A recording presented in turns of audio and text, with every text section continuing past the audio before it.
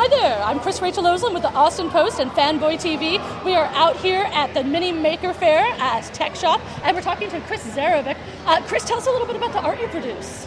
Well, I make acid-etched coin jewelry. Most of them are made out of quarters.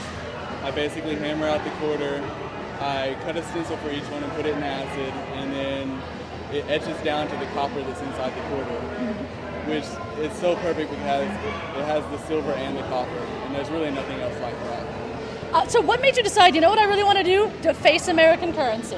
It's not as illegal as people think. There's a gray area. I make stuff. I mean, that's what I do. Like all the other people here, you know, we like to tinker, we like to play with stuff. It was kind of a challenge to myself.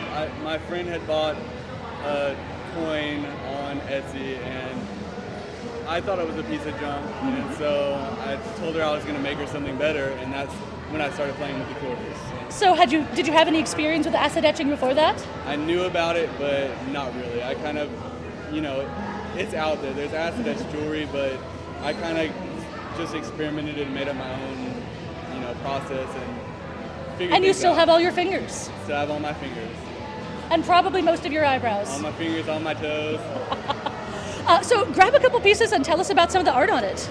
The Nautilus Okay. was one of the first ones I did. This is the one when I first started. I made this one. I made the compass and a couple others. And the Nautilus was the one that it came out so cool that I really realized that I might be onto something. And so I started just making as much as I could. So you made one of them just for a friend, and then the next thing you know, you suddenly actually have a small business. Exactly. That's basically how. That's really fantastic. Had you done any other type of crafting before this? I make all kinds of stuff, you know, so that's why, you know, you just have to experiment. You don't need to have any education about how to make this stuff. Just start working on it and something will come out of it. So that's what I did. What do you think it is about Austin that brings out so much of this type of crafting in people?